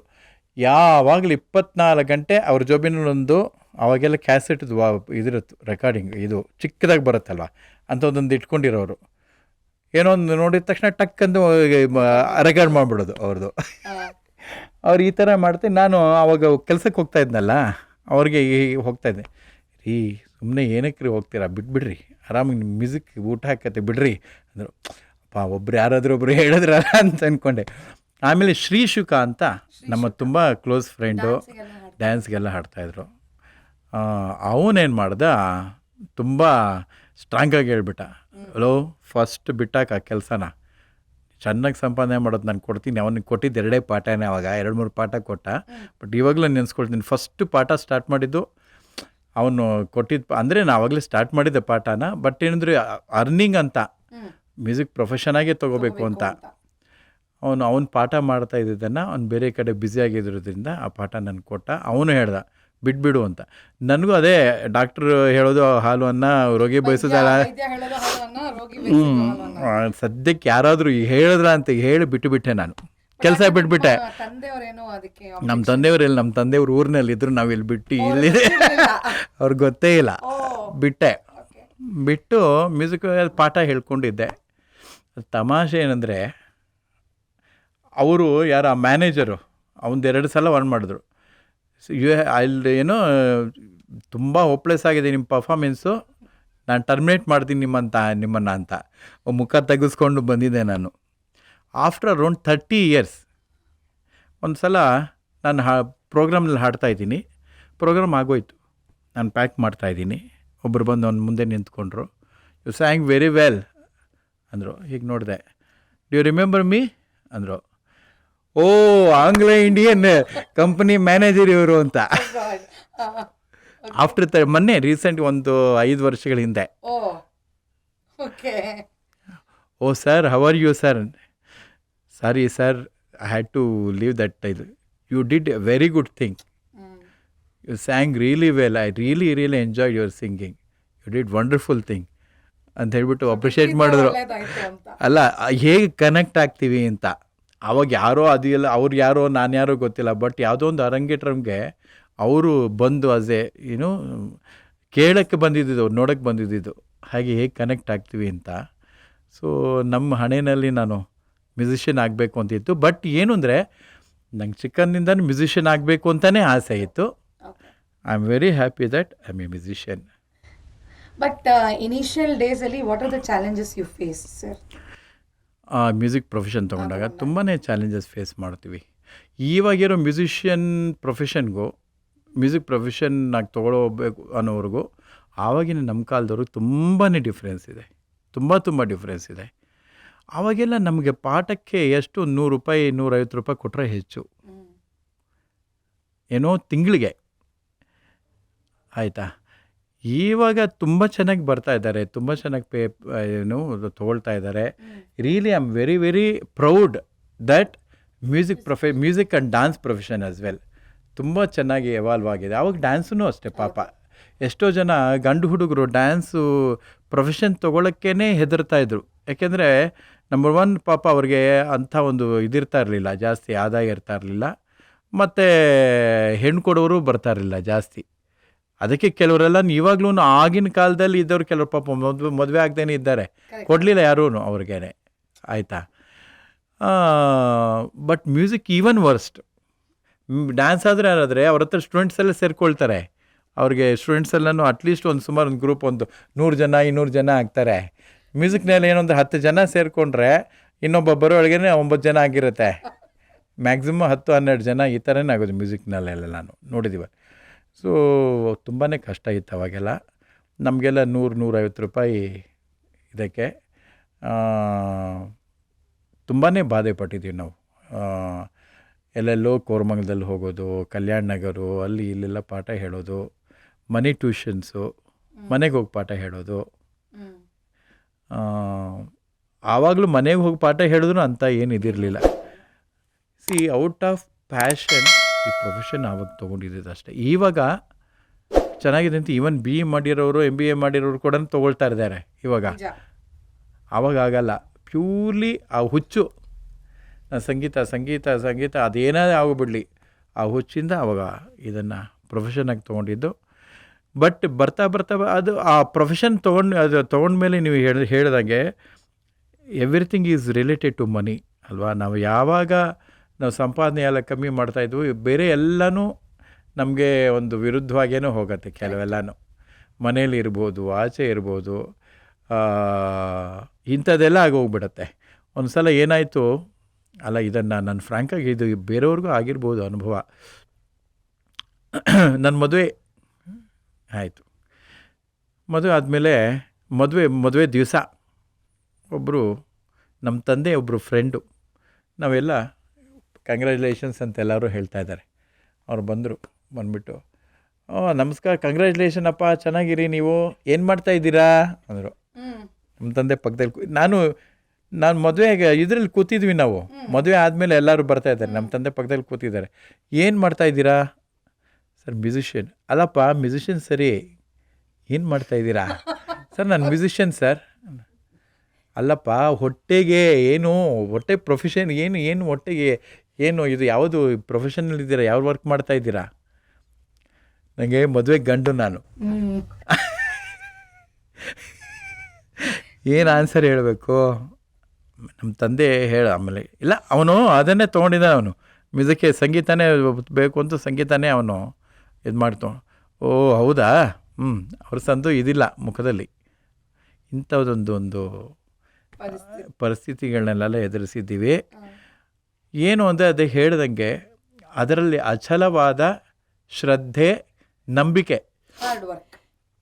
ನಾನು ಈ ಪ್ರೊಫೆಷನ್ ತೊಗೊಳ್ತಾ ಇದ್ದೀನಿ, ಇದನ್ನು ಡೆಫಿನೆಟಾಗಿ ನಂಗೆ ಅನ್ನ ಹಾಕತ್ತೆ, ಬರೀ ಅನ್ನ ಹಾಕತ್ತೆ ಅಂತ ಹೇಳೋದು. ಹಾರ್ಡ್ ವರ್ಕ್ ಮಾಡಿ ಸಿನ್ಸಿಯಾರಿಟಿ ಮಾಡಿ ನಾವು ನಮ್ಮ ಪ್ರೊಫೆಷನ್ಗೆ ನಾವು ಜಸ್ಟಿಸ್ ಒದಗಿಸ್ಕೊಟ್ಟಿದ್ದೀವಿ ಅಂದರೆ ನಿಜವಾಗ್ಲೂ ಅದು ನಮ್ಮನ್ನು ಚೆನ್ನಾಗಿ ನೋಡ್ಕೊಳ್ಳುತ್ತೆ ಅನ್ನೋದು ಇವಾಗಲೂ ನನಗಿರೋ ನಂಬಿಕೆ. ನನ್ನನ್ನು ತುಂಬ ಚೆನ್ನಾಗಿ ನಾನು ಆ ಪ್ರೊಫೆಷನ್ನು ನಾನು ಚೆನ್ನಾಗಿಟ್ಟಿದೆ music. I am very very proud that I am a musician.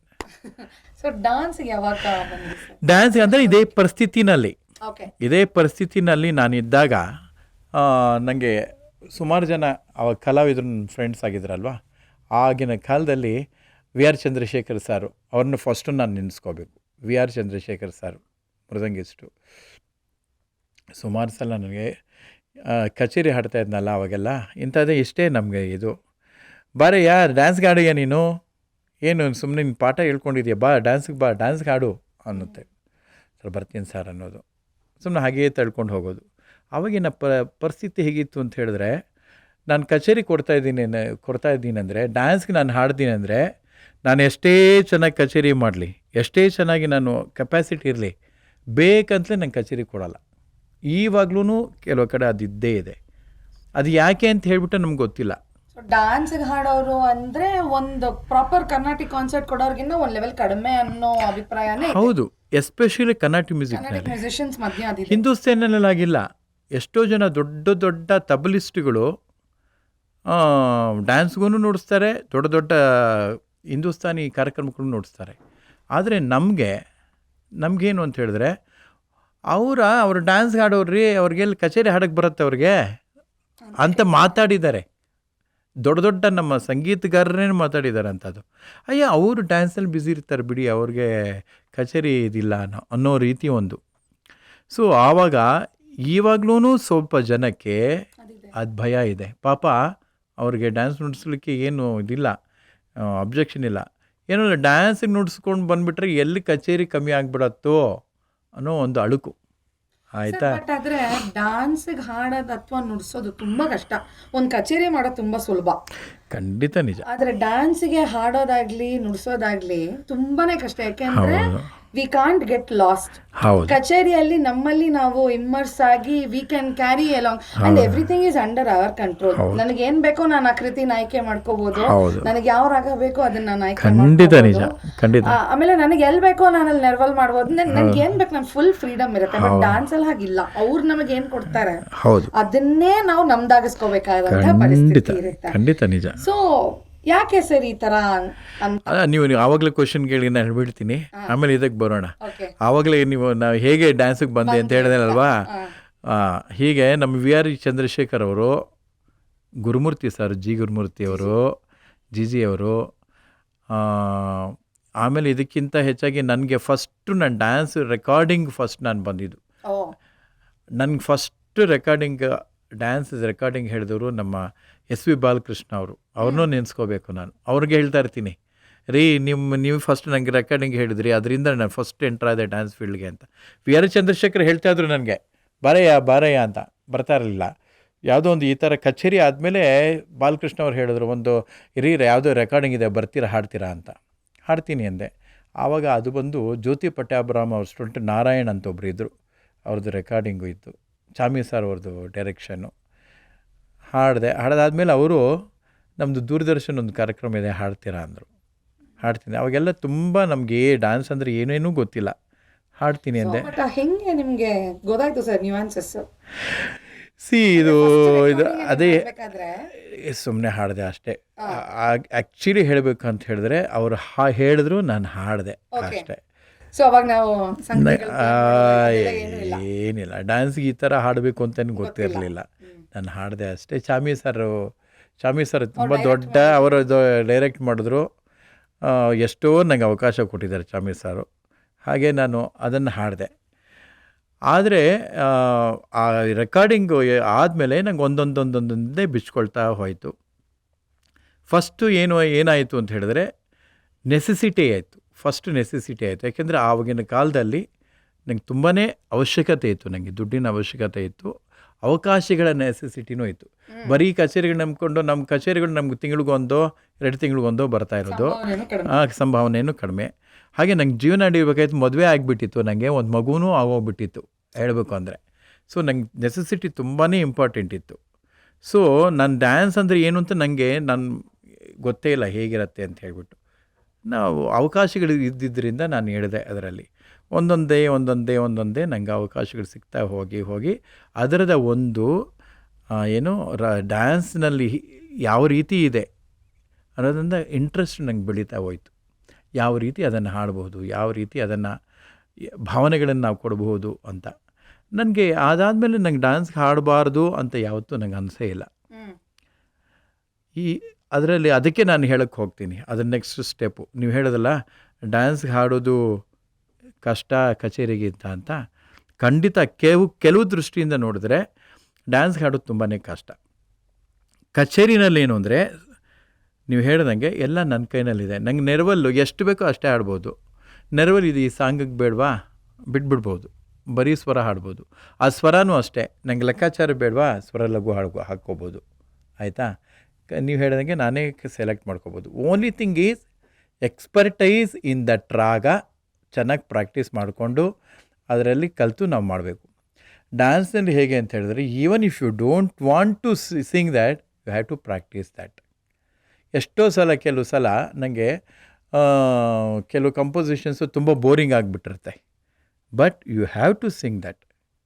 ಆಮೇಲೆ ಅದು ಹಾಡೋದು ಒಂದೇ ಅಲ್ಲ, ಬರೀ ಡ್ಯಾನ್ಸ್ನಲ್ಲಿ ಬರೀ ಹಾಡೋ ಪ್ರೆಸೆಂಟೇಷನ್ ಒಂದೇ ಅಲ್ವಲ್ಲ, ಪ್ರತಿಯೊಂದು ಲೈನಲ್ಲೂ ಆ ಕಾನ್ಸಂಟ್ರೇಷನ್ ನಮಗಿರಬೇಕು. ಅದೊಂದೇ ಅಲ್ಲ, ಇವಾಗ ಹೇಳ್ತಾ ಇದ್ದೀನಿ, ಡ್ಯಾನ್ಸ್ ಸಿಂಗಿಂಗ್ ಈಸ್ ಮೆನಿ ಏನು ನಮ್ಮ ಮ್ಯೂಸಿಷಿಯನ್ಸ್ ಏನು ಅಂದ್ಕೊಂಡಿದ್ದಾರೆ ಅಂದರೆ ಎಲ್ಲರೂ just it is a parrot like repetition. Tillana ಒಂದು 25 ಸಲ ಹಾಡ್ಬಿಡ್ಬೇಕು, 1000 ಸಲ ಹಾಡ್ಬಿಟ್ರೆ ಆಗೋಯ್ತು, ಅದೇ ಡ್ಯಾನ್ಸು ಸಿಂಗಿಂಗು. ತಪ್ಪು, ತುಂಬಾ ತಪ್ಪು. ಯಾಕೆ ಅಂತ ಹೇಳಿದ್ರೆ, ನೀವು 25 ಸಲ ಹಾಡಿ 50 ಸಲ ಹಾಡಿ, ಅದನ್ನು ಯಾವ ರೀತಿ ಡ್ಯಾನ್ಸಿಗೆ ಒದಗಿಸ್ಕೊಂಡು ನೀವು ಹಾಡ್ತೀರಾ, ಅದೇ ನಿಮ್ಮ ಟ್ಯಾಲೆಂಟ್ ಅಲ್ವಾ. ಒಂದು ಪದಾನ, ಒಂದು ಕ್ಷೇತ್ರಜ್ಞ ಪದ ಇರಬಹುದು ಅಥವಾ ಒಂದು ಯಾವುದೋ ಒಂದು ಇರ್ಬೋದು, ಒಂದು 10-15 ಸಲ ಮಾಡಿದ್ದಾರೆ ಅಂದರೆ, if you can't reproduce in different way which is compliment to the dance, you are a poor singer. You are not ನೀವು ಕಾಂಪ್ಲಿಮೆಂಟ್ ಮಾಡ್ತಾ ಇಲ್ಲ, just you are a parrot ಅಷ್ಟೇ. ಸುಮ್ಮನೆ ಅದನ್ನು 15 ಸಲ ಹಾಡಬೇಕು, ಸುಮ್ಮನೆ ಹಾಡ್ತಾ ಇದ್ವಿ. That is not a dance singing. ನನ್ನ ಪ್ರಕಾರ ನಾನು ಹೇಳ್ತಾ ಇದ್ದೀನಿ. ಆ ಅಭಿನಯದ ಪ್ರಕಾರ, ಆ ಡ್ಯಾನ್ಸ್ಗೆ ಏನು ಅಭಿನಯ ಮಾಡ್ತಾ ಇದ್ದಾರೆ, ನೀನೂ ನಿನ್ನ ಸಂಗೀತದಲ್ಲಿ ಅಭಿನಯ ಮಾಡು, ಆ ಕೆಪಾಸಿಟಿ ಬೆಳೆಸ್ಕೋ. ಆ ಕೆಪಾಸಿಟಿ ಬೆಳೆಸ್ಕೋಬೇಕಾದ್ರೆ ಸಂಗೀತದಲ್ಲಿ ಪರಿಶ್ರಮ ಮಾಡು ಚೆನ್ನಾಗಿ. ಎಕ್ಸ್ಪರ್ಟೀಸ್ ಆನ್ ದ ರಾಗ ಇರಬೇಕು ಅಲ್ವಾ. ರಾಗ ಸಂಚಾರಿನ ರಾಗವನ್ನ ಒಟ್ಟಿಗೆ ಇರಬೇಕು. ಆ ರಾಗನ ಯಾವ ರೀತಿ ನೀನು ಬಳಸ್ಕೊಳ್ತೀಯ. ಕಲ್ಯಾಣಿ ನಮ್ಮ ಸಂಗೀತದಲ್ಲಿ ಡ್ಯಾನ್ಸ್ ಮ್ಯೂಸಿಕ್ನಲ್ಲಿ ಎಸ್ಪೆಷಲಿ ಕಲ್ಯಾಣಿನ ವರ್ಣನೂ ಇದೆ, ಕಲ್ಯಾಣಿ ವರ್ಣನೂ ಮಾಡ್ತಾರೆ.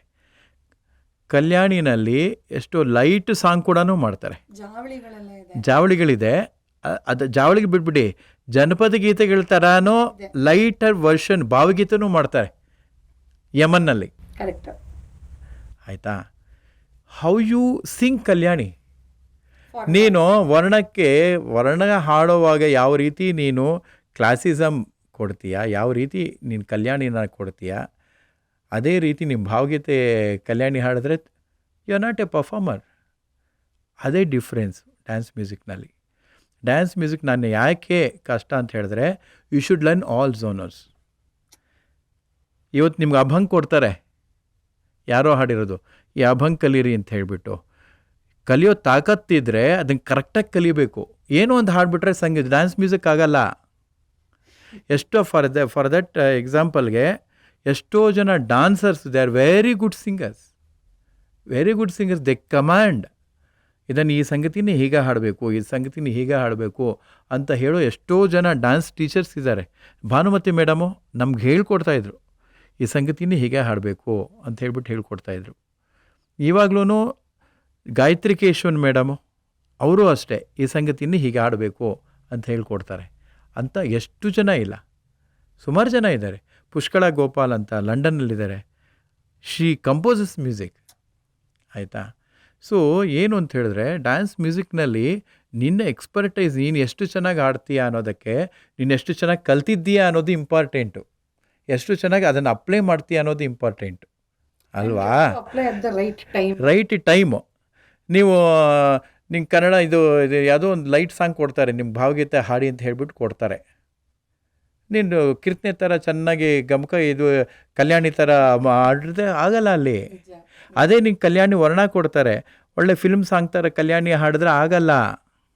ಕಲ್ಯಾಣಿ ವರ್ಣನ ಕಲ್ಯಾಣಿ ಥರನೇ ಹಾಡಬೇಕು, ಭಾವಗೀತೆನ ಭಾವಗೀತೆ ಟೈಪೇ ಹಾಡಬೇಕು. It is not so easy. ನಾನು ಗಮನಿಸಿರೋ ಅದು ಎಲ್ಲಿಂದ ಬರುತ್ತೆ ಅಂದರೆ ಡ್ಯಾನ್ಸ್ ಮ್ಯೂಸಿಕ್ಕು ಲಾವಣಿಗಳು ಕೊಡ್ತಾರೆ. ನಾನು ನೆಕ್ಸ್ಟ್ ಇದಕ್ಕೆ ಬರ್ತೀನಿ. ಲಾವಣಿಗಳು ಕೊಡ್ತಾರೆ, ಜನಪದ ಗೀತೆಗಳನ್ನು ಕೊಡ್ತಾರೆ, ಕೊರವಂಜಿನೂ ಕೊಡ್ತಾರೆ, ಮತ್ತು ನಮ್ಮ ಕೆಲವೆಲ್ಲನೂ ಯಾರೋ ಒಬ್ಬರು ಕವ್ವಾಲಿ ಕೊಡ್ತಾರೆ. ನಾವು ಇದು ಅಮೇರಿಕನೆಲ್ಲ ಹೋದಾಗ ಕವ್ವಾಲಿ ಕೊಡ್ತಾರೆ. ಕವ್ವಾಲಿ ಹಾಡಿರೋರಿದೆ. ಮಹೇಶ ಯಾವುದೋ ಒಂದು ಪ್ರೋಗ್ರಾಮ್ನಲ್ಲಿ ಕವ್ವಾಲಿ ಹಾಡಿರೋದಿದೆ. See dance is something very very very vast. They perform ಎಲ್ಲ ರೀತಿಯಾಗಿರೋ ಒಂದು ಸಾಂಗ್ಸ್ನೂ ಕೊಡ್ತಾರೆ. ನಿಮ್ಗೆ ಕಲಿಯೋ ತಾಕತ್ತು, ನಿಮ್ಗೆ ಹಾಡೋ ತಾಕತ್ತಿರಿ ಕಲಿಬೇಕು. ಚೆನ್ನಾಗಿ ಕಲಿತು ಅದನ್ನು ಹಾಗೆ ಪ್ರೆಸೆಂಟ್ ಮಾಡೋ ಒಂದು ಇದಿರಬೇಕು. ಎಷ್ಟೋ ಜನ ಗಜಲ್ಸ್ ಹಾಡ್ತಾರೆ, ಕೊಡ್ತಾರೆ. ನಾನೇ ಹಾಡಿದ್ದೀನಿ, ಗಜಲ್ಸ್ ಹಾಡಿದ್ದೀನಿ ನಾನು. ನಾನು ಚೆನ್ನಾಗಿ ಹಾಡ್ತೀನಿ ಅಂತಲ್ಲ. ಸೊ ನನಗೆ ಅದನ್ನು ಕೂತ್ಕೊಂಡು ಅಭ್ಯಾಸ ಮಾಡೋ ಇಂಟ್ರೆಸ್ಟು ಇರಬೇಕು, ಅದನ್ನು ಹಾಗೆ ಹಾಡೋ ಒಂದು ಇಂಟ್ರೆಸ್ಟು ಬೆಳೆಸ್ಕೋಬೇಕು. Dance music demands that. ಅದಕ್ಕೋಸ್ಕರನೇ ಎಲ್ಲರೂ ಕ್ಲಾಸಿಕಲ್ ಮ್ಯೂಸಿಷಿಯನ್ಸ್ ಕಲ್ತಿರೋರೆಲ್ಲ ನಾನು ಡ್ಯಾನ್ಸ್ ಹಾಡ್ತೀನಿ ಅಂತ ಬರೋರು ಎಲ್ಲರೂ ಆಗಲ್ಲ. ಕೆಲವರು ಮತ್ತೆ ಫಿಲ್ಟರ್ ಆಗಿಬಿಡ್ತಾರೆ. 2-3 ವಿಷಯಗಳಿದೆ ಅದರಲ್ಲಿ. ಒಂದನೇದು, first of all you should love dance. You should love to sing for dance. You should enjoy dancing. You should enjoy singing to dance. ಆಮೇಲೆ ನೆಕ್ಸ್ಟ್ 3ನೇದೇನು ಅಂತ ಹೇಳಿದ್ರೆ ಸಿನ್ಸಿಯಾರಿಟಿ. ಇದ್ರಲ್ಲಿ ಸುಮಾರಿದೆ. ಸಿನ್ಸಿಯಾರಿಟಿ, ರಿಹರ್ಸಲ್ಸು ಮತ್ತು cooperation between the artist, suggestions ಎಲ್ಲದಕ್ಕೂ ರೆಡಿಯಾಗಿರಬೇಕು. ಆ ಮೈಂಡ್ಸೆಟ್ ಇಟ್ಕೋಬೇಕು. ಮೈಂಡ್ಸೆಟ್ ಇಟ್ಕೊಳ್ದೇ ಇದ್ದರೆ ಸಸ್ಟೈನ್ ಆಗೋದು ಕಷ್ಟ ಇದರಲ್ಲಿ. ಆಮೇಲೆ ಇದರಲ್ಲಿ ಏನು ಅಂದರೆ ಡ್ಯಾನ್ಸ್ ಮ್ಯೂಸಿಕ್ನಲ್ಲಿ ನೀವು ಹೇಳ್ದಂಗೆ ಬರೀ ನಂಬರ್ ಆಫ್ ರಿಪಿಟೇಷನ್ಸ್ ಆಗಲಿ, ಒಂದು ಇದಾಗಲಿ, ಒಂದು ಲೆವೆಲ್ ಇದ್ದರೆ ಕಂಪೋಸಿಂಗ್ ಅಂತ ಬೇರೆ ಇದೆ. ಒಂದು ಕಂಪೋಸಿಂಗ್ ಇರ್ಬೋದು, ಒಂದು ಸಾಂಗ್ ಕಂಪೋಸಿಂಗ್ ಇರ್ಬೋದು. ಒಂದು ಪುಷ್ಪಾಂಜಲಿ ಕಂಪೋಸ್ ಮಾಡ್ಲಿಕ್ಕೆ ಹೇಳ್ತಾರೆ, ತಿಲ್ಲಾನ ಕಂಪೋಸ್ ಮಾಡ್ಲಿಕ್ಕೆ ಹೇಳ್ತಾರೆ. ನೋಡಿ, ಇವಾಗ ಪುಷ್ಪಾಂಜಲಿ, ತಿಲ್ಲಾನ ಒಂದು ವರ್ಣ ಕೊಟ್ಬಿಟ್ಟು ಕೊಟ್ಬಿಟ್ಟು ವರ್ಣ ಫಾರ್ಮೆಟ್ನಲ್ಲಿ ವರ್ಣ ಮಾಡಿಕೊಡಿ ಅಂತ ಹೇಳ್ತಾರೆ.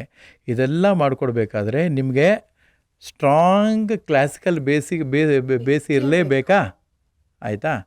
ಮೊನ್ನೆ ಯಾವುದೋ ಒಂದು ಬ್ಯಾಲೆ ಮಾಡಿದೆ. ಅದರಲ್ಲಿ ಏನು ಮಾಡ್ತಾರೆ, ಆಂಡಾಳು ಮೀರಾ, ಇದು ಜಸ್ಟ್ ಒಂದು 10 ದಿವಸಗಳಿಂದ ಮಾಡಿದೆ. ಆಂಡಾಳು ಮೀರಾ ಕಾನ್ಸೆಪ್ಟು. ಆಂಡಾಳೇನು ಪಾಸುರಮ್ಸ್, ಅದಕ್ಕೇನು ಬ್ಯಾಕ್ಗ್ರೌಂಡು ಪಕ್ಕಾ ಕರ್ನಾಟಕ. ಮೀರಾ ಏನು ಭಜನ್ಸು, ಅದೇ ಕಾನೇ ಹಿಂದೂಸ್ತಾನಿ. ಅದಕ್ಕೆ even if I am not singing, ನನಗೆ ಅವರು ಮ್ಯೂಸಿಕ್ ಮಾಡಲಿಕ್ಕೆ ಹೇಳಿದ್ರು. ನಂಗೆ ಗೊತ್ತಿರೋ ಥರ ಮಾಡಿದ್ದೀನಿ. ಆದರೆ ನಾನು ಜನರಲ್ಲಾಗಿ ಒಂದು ಹೇಳ್ತೀನಿ, ಒಂದು ಡ್ಯಾನ್ಸ್ ಮ್ಯೂಸಿಕ್ ಮಾಡಬೇಕಾದ್ರೆ ನಿಂಗೆ ಹಿಂದೂಸ್ತಾನಿದು ಒಂದು ಇದೂ ನಾಲೆಡ್ಜು ಇರಬೇಕಾ? ಒಂದು if they ask you to compose music for ಆರ್ಕೆಸ್ಟ್ರಾಗೆ ಒಂದು BGMs ಮಾಡಬೇಕು, ಆಮೇಲೆ ಅವರು ಒಂದು ಮಾಡೋ ಡ್ಯಾನ್ಸ್ಗೆ ನೀವು ಕಂಪೋಸ್ ಮಾಡಬೇಕು ಅಂತೆಲ್ಲ ಹೇಳಿದಾಗ, ಬರೀ ಸುಮ್ಮನೆ ನಾನು ಕ್ಲಾಸಿಕಲ್ ನಾಲೆಡ್ಜ್ ಇಟ್ಕೊಂಡು ನಾನು ಕಂಪೋಸ್ ಮಾಡಿಬಿಡ್ತೀನಿ ಅಂದರೆ ಆಗಲ್ಲ. Composing is entirely different an art. ಎಲ್ಲರಿಗೂ ಬರೋಲ್ಲ ಕಂಪೋಸಿಂಗು. ಆ ಕಂಪೋಸಿಂಗ್ ಮಾಡೋ ಶಕ್ತಿನೂ ಬರಬೇಕು. That dance teachers, dance music teachers. That's what I have learned from dance. I have learned so many things from dance. Not only this, ನಾವು languages ಕಚೇರಿನಲ್ಲಿ Telugu, Kannada, Tamil ಮತ್ತು ಸಂಸ್ಕೃತ ಇದರಲ್ಲಿ choose ಮಾಡ್ಕೋಬೋದು ನಾವು. ಇವಾಗ ನನಗೆ ತಮಿಳ್ ಪ್ರೊನೌನ್ಸಿಯೇಷನ್ನು ಸರಿಯಾಗಿಲ್ವಾ, ಬೇಡಪ್ಪ ನಾನು ತೆಲುಗು, ಸಂಸ್ಕೃತ, ಕನ್ನಡ ಹಾಡ್ಕೊಂಬರ್ತೀನಿ ಅಂತ. ಕೆಲವರು ಬರೀ ತೆಲುಗು ಬಿಡ್ತಾರೆ, ಕನ್ನಡ ಸಂಸ್ಕೃತ ಇಟ್ಕೊಳ್ತಾರೆ. ತೆಲುಗು ಕೆಲವು ಅರ್ಥ ಆಗಲ್ಲ ಅಂತ ಹೇಳಿದ್ರೆ. ತಮಿಳ್ನಾಡು ಕಡೆಯವರು ಬರೀ ತಮಿಳು, ತೆಲುಗು ಯಾವುದೋ ಇಟ್ಕೊಳ್ತಾರೆ. ಅದನ್ನು ತಪ್ಪು ಹೇಳ್ಕೊಂಬರ್ತಾರೆ. ಅದು ಬೇರೆ ವಿಷಯ. ಅದೇ ಲ್ಯಾಂಗ್ವೇಜನ್ನು ಇದು ಮಾಡ್ಕೋಬೋದು. ಆದರೆ ಡ್ಯಾನ್ಸ್ನಲ್ಲಿ ಇವತ್ತು ಬೆಳಗ್ಗೆ ಒಂದು ರಿಹರ್ಸಲ್ ಇತ್ತು ನನಗೆ, ಕೊಂಕಣಿ ಒಂದು ಹಾಡು. ನಾನು ಎಕ್ಸಾಂಪಲ್ ಹೇಳ್ತಾ ಇದ್ದೀನಿ. ಕೊಂಕಣಿ ಹಾಡು ಅವರ ಫ್ಯಾಮ್ಲಿ ಬಂದು, ಹುಡುಗಿ ಫ್ಯಾಮ್ಲಿ ಬಂದು ಕೊಂಕಣಿಯವರು. ಅವರ ತಂದೆ ಮುಂದೆ ಬಂದು ಕೂತ್ಕೊಂಡು ನಾನು ಏನು ಹಾಡಿದ್ರು, ಸರ್ ಅದು ಆಗಲ್ಲ, ಇದು ಈ ಥರ ಪ್ರೊನೌನ್ಸಿಯೇಷನ್, ಸರ್ ಈ ಥರ ಪ್ರೊನೌನ್ಸಿಯೇಷನ್, ಪ್ರತಿಯೊಂದೂ ನನ್ನ ಕರೆಕ್ಟ್ ಮಾಡ್ತಾ ಇದ್ದಾರೆ ಕೊಂಕಣಿನಲ್ಲಿ. ಆಯಿತಾ? ಕೊಂಕಣಿ ಹಾಡು ಎಷ್ಟೋ ಸಲ ನಾವು ಪೂನಾ ಇನ್ನೆಲ್ಲ ಮಾಡಿದಾಗ ಅವರೇನಾದರೂ ಪಾಪ ಮರಾಠಿ ಬ್ಯಾಕ್ಗ್ರೌಂಡ್ ಆದರೆ ಮರಾಠಿ ಸಾಂಗು, ಕೆಲವು ಸಲ ಅಮೇರಿಕನಲ್ಲಿ ಗುಜರಾತಿ ಸಾಂಗು, ಬೆಂಗಾಲಿ ಸಾಂಗು, ಪ್ರತಿಯೊಂದು ನಾನು ರೆಕಾರ್ಡಿಂಗ್ಸ್ ಕೆಲವೆಲ್ಲ ಗುಜರಾತಿ ಸಾಂಗ್ಸ್ ಎಲ್ಲ ಹಾಡಿದ್ದೀನಿ ಅಲ್ಲಿ ಅರಂಗೇಟ್ರಮ್ಸ್ಗೆ. ಆನ್ಲೈನಲ್ಲಿ ಬಂದು ಪ್ರತಿಯೊಂದನ್ನು ಕರೆಕ್ಷನ್ ಮಾಡ್ತಾರೆ. So by we learned other languages also. ಅದರದೊಂದು ಇಂಟ್ರಡಕ್ಷನು ನಮಗೆ ಸಿಗತ್ತೆ, ಯಾವ ರೀತಿ ಹಾಡಬೇಕು ಇದನ್ನು, ಯಾವ ರೀತಿ ಪ್ರೊನೌನ್ಸ್ ಯಾವ ಅಕ್ಷರಗಳನ್ನು ಇದರಲ್ಲಿ ಇದೆ. ಆಯಿತಾ? ಇನ್ನು ಕೆಲವು ಕಡೆ ಉರ್ದು ಶಾಯರಿ ಕೂಡ ಹಾಡಿದ್ದಾರೆ, ನಾನು ಹಾಡಿಲ್ಲ, ಶಾಯರಿ ಕೂಡ ಹಾಡಿದ್ದಾರೆ. ಅದರ ಪ್ರೊನೌನ್ಸಿಯೇಷನ್ನು ಇದು ಅದಕ್ಕೆ ನಾನು ವಾಸ್ಟ್ ಅಂತ ಹೇಳಿದ್ದು. ಇದೆಲ್ಲನೂ ನಾವು ಕಲಿಬೇಕಾಗತ್ತೆ ಡ್ಯಾನ್ಸ್ನಲ್ಲಿ. For a dance musician they should be ready to learn all the time. Definitely ಒಂದು ಎಷ್ಟು ಎಲ್ಲ ಪ್ರೋಗ್ರಾಮ್ನಲ್ಲೂ ನಮಗೆಲ್ಲ ಗೊತ್ತಿದೆ ಅಂತ ಹೇಳೋಕ್ಕಾಗೋದಿಲ್ಲ. ಒಂದೊಂದು ಸಲ ಏನಂದರೆ dancers they are very they want to explore new things. ಆಯಿತಾ? ನಮ್ಮನ್ನು ಮಾಡ್ತಾರೆ ಅಂತ ಹೇಳಿದ್ರೆ ಹೊಸ ಐಟಮ್ಸ್ ಕೊಡ್ತಾರೆ ನಮಗೆ. ನಾವು ಕೂತ್ಕೊಂಡು ಪ್ರಿಪೇರ್ ಮಾಡ್ಕೊಂಡು ಹೋಗಬೇಕು. ಎಸ್ಪೆಷಲಿ ವೋಕಲಿಸ್ಟ್ಗೆ ಅಫ್ಕೋರ್ಸ್ ಎಲ್ಲರಿಗೂ ಅವ್ರದ್ದೇ ಆಗಿರೋದಿರತ್ತೆ. ಮ್ಯೂಸಿಷಿಯನ್ಸ್ಗೆ ಅಂದರೆ ನಾನು ಜನರಲ್ಲಾಗಿ ಹೇಳ್ತಾ ಇದ್ದೀನಿ, ಕೂತ್ಕೊಂಡು ಪ್ರಿಪೇರ್ ಮಾಡ್ಕೊಂಡು ಹೋಗಬೇಕಾಗತ್ತೆ. ನಾವು ಎಷ್ಟೋ ಸಲ ನಮಗೆ 2-3 ಒಂದು ಶನಿವಾರ ಭಾನುವಾರ ಕಾರ್ಯಕ್ರಮ ಇದೆ ಅಂತ ಹೇಳಿದಾಗ ಒಂದು 8 ಸಾಂಗ್ ಒಂದು 10-16 ಸಾಂಗ್ ಇದೆ ಅಂದಾಗ ಮಿನಿಮಮ್ ಅದರಲ್ಲಿ 5-6 ಸಾಂಗ್ ಹೊಸ ಸಾಂಗ್ಸ್ ಇರುತ್ತೆ. ನಮ್ಗೆ ರಿಹರ್ಸಲ್ಸು ಮಾಡಿಕೊಂಡು ಕೂತ್ಕೊಂಡು ಮನೇಲಿ ಕೂತ್ಕೊಂಡು ಅದನ್ನು ಪ್ರಾಕ್ಟೀಸ್ ಮಾಡಿಕೊಂಡು ಹೋಗಬೇಕಾಗತ್ತೆ. ಎಷ್ಟು ಜವಾಬ್ದಾರಿ ಇದೆ. ಆ್ಯಂಡ್ ಸ್ಪೆಷಲಿ ವೋಕಲಿಸ್ಟ್ಗೆ ಆ ಜವಾಬ್ದಾರಿ ಜಾಸ್ತಿ ಇರುತ್ತೆ, ಜವಾಬ್ದಾರಿ ಜಾಸ್ತಿ ಇರುತ್ತೆ. ಹಾಗೆ ಸರ್ ನಿಮಗೆ ಸ್ಟ್ರೆಸ್ ಆಗಲ್ವಾ? ಅದೇ ಹೇಳಿ, ಖಂಡಿತ ಆಗುತ್ತೆ, ಖಂಡಿತ ಆಗುತ್ತೆ. ಸ್ಟ್ರೆಸ್ ಆಗಲ್ಲ ಅಂತ ನಾನು ಹೇಳೋಕ್ಕಾಗಲ್ಲ. ಯಾವ ರೀತಿ ನಾವು ಅದನ್ನು ಮ್ಯಾನೇಜ್ ಮಾಡ್ಕೋಬೇಕು ಅಂತ ಹೇಳಿದ್ರೆ, ಫಸ್ಟ್ ಆಫ್ ಆಲ್ ಆ ಸ್ಟ್ರೆಸ್ನ ನೀವು ಇಷ್ಟಪಡಬೇಕು. ಅಯ್ಯೋ ನಂಗೆ ಬಂದುಬಿಡ್ತಲ್ಲ, ನನಗೆ ಮಾಡೋಕ್ಕಾಗಲ್ವಲ್ಲ ಅಂತ ನೀವು ಅಂದ್ಕೊಂಡ್ರೆ ಆಗೋದಿಲ್ಲ. ಫಸ್ಟು ಆ ಸ್ಟ್ರೆಸ್ನ ನೀವು ಇದು ಮಾಡ್ಕೋಬೇಕು. ಆಮೇಲೆ ಇನ್ನೊಂದೇನು, ನಾವು ಬ್ಲೆಸ್ಡ್ ಏನು ಅಂದರೆ ನಾವು ಪ್ರಿಪೇರ್ ಮಾಡ್ಕೊಳ್ಳೋವಾಗ ಮಾತ್ರ ನಮ್ಗೆ ಸ್ಟ್ರೆಸ್ ಇದೆ ಹೊರತು ಅದನ್ನು ನಾವು ಚೆನ್ನಾಗಿ ಕಲ್ತು ಬಿಟ್ವಿ ಅಂತ ಇಟ್ಕೊಳ್ಳಿ. ಯಾಕೆಂದರೆ ನಮಗೆ ಬೇರೆಯವರಾದರೆ, ಇವಾಗ ಸಾಫ್ಟ್ವೇರ್ ಇಂಜಿನಿಯರ್ಸ್ ಇವ್ರಾದರೆ ಸ್ಟ್ರೆಸ್ ಅವ್ರು ವರ್ಕ್ ಮಾಡುವಾಗಲೂ ಸ್ಟ್ರೆಸ್ ಇರುತ್ತೆ, ವರ್ಕ್ ಮುಂಚೆನೂ ಸ್ಟ್ರೆಸ್ ಇರುತ್ತೆ. ನಮ್ದು ಏನು ಅಂದರೆ ಒಂದು ಸಲ ಕಲ್ತು ಬಿಟ್ಟು ಚೆನ್ನಾಗಿ ಅಂದರೆ ಅದನ್ನು ಪರ್ಫಾರ್ಮ್ ಮಾಡ್ತಾ ನಮ್ಗೆ ಆ ಜಾಯ್ನಲ್ಲಿ ಡಿಸ್ಟ್ರೆಸ್ ಆಗಿಬಿಡುತ್ತೆ. ಎಷ್ಟೋ ಸಲ ಆಗಿದೆ ನನಗೆ. ರಾತ್ರಿ ಎಲ್ಲ ಇಡೀ ರಾತ್ರಿ ಕೂತ್ಕೊಂಡು ಪ್ರಿಪೇರ್ ಮಾಡಿರ್ತೀವಿ, ತುಂಬಾ ಸ್ಟ್ರೆಸ್, ಅಯ್ಯೋ ಹೋಗ್ಬೇಕಲ್ಲ ರಿಹರ್ಸಲ್ಗೆ, ಹಾಡಬೇಕಲ್ಲ ಅಂತ ಇರುತ್ತೆ. ಆ ರಿಹರ್ಸಲ್ ಒಂದು 5 ನಿಮಿಷ ಸ್ಟಾರ್ಟ್ ಆಗಿದ ತಕ್ಷಣ ನಮ್ಮನ್ನು ನಾವು ಮರ್ತೋಗ್ಬಿಡ್ತೀವಿ ಅಲ್ವಾ? Will be in our different world. ಎಲ್ಲ ಮುಗಿದ್ಮೇಲೆ ನಮ್ಗೆ ಗೊತ್ತಾಗದೇ ಇರೋ ಒಂದು ಎನರ್ಜಿ ನಮ್ಮಲ್ಲಿರುತ್ತೆ, ಅದು ಒಂದು ಕೈಂಡ್ ಆಫ್ ಡಿಸ್ಟ್ರೆಸ್ ಆಗುತ್ತೆ. ರೆಕಾರ್ಡಿಂಗ್ನಲ್ಲಿ ಬಾಡಿ ಫುಲ್ ಡ್ರೈನ್ ಔಟ್ ಆಗಿಬಿಟ್ಟಿರುತ್ತೆ. ಬೆಳಗ್ಗೆ 9 ಗಂಟೆಯಿಂದ ರಾತ್ರಿ ಒಂದೊಂದು ಸಲ 10 ಗಂಟೆ 11 ಗಂಟೆ 12 ಗಂಟೆ ವರ್ಕ್ ಮಾಡಿರ್ತೀವಿ, ಫುಲ್ಲು ಡ್ರೈನ್ ಔಟ್ ಆಗಿಬಿಟ್ಟಿರುತ್ತೆ. ಆದರೆ ಮೈಂಡ್ ಮಾತ್ರ ಫುಲ್ ಎನರ್ಜಿಗಿರುತ್ತೆ. ಆಡೋಕ್ಕಾಗಲ್ಲ, ಸುಸ್ತಾಗಿಬಿಟ್ಟಿರುತ್ತೆ, ವಾಯ್ಸ್ನಲ್ಲಿ ಶಕ್ತಿ ಇರೋಲ್ಲ, ಆದರೆ ಆಡೋದು ನಿಲ್ಲಿಸಲ್ಲ. ಮನೆಗೆ ಬಂದು ಕೂಡ ಅದು ಮಲ್ಕೊಂಡಿದ್ದಾಗಲೂ ಗೋಯಿಂಗ್ ಕೊಡ್ತಾ ಇರುತ್ತೆ, ನಮ್ಗೆ ನಿದ್ದೆನೇ ಬರೋಣ ಒಂದೊಂದು ಸಲ. ಎಷ್ಟೋ ಸಾಂಗುಗಳು ನಮಗೆ ಅದೇ ಮೈಂಡಲ್ಲಿ ಓಡ್ತಾ ಇರುತ್ತೆ. Enjoy that. ಯಾವುದಕ್ಕೂ ಅದು ನೀವು ತುಂಬ ಚೆನ್ನಾಗಿ ಸಕ್ಸಸ್ಫುಲ್ ಆಗೋಯ್ತು ಅಂತ ಇಟ್ಕೊಳ್ಳಿ, ತುಂಬ ಚೆನ್ನಾಗಿ ಬಂದುಬಿಡ್ತು ಅಂತ ಇಟ್ಕೊಳ್ಳಿ, ಓ ಆ ಸಾಂಗ್ ಎಷ್ಟು ಚೆನ್ನಾಗಿದೆಯಲ್ಲ, ಅದು ಮತ್ತೆ ಮತ್ತೆ ಮತ್ತೆ ನಮ್ಗೆ ಬರ್ತಾ ಇರುತ್ತೆ. So you should basically love your work. Yeah, definitely.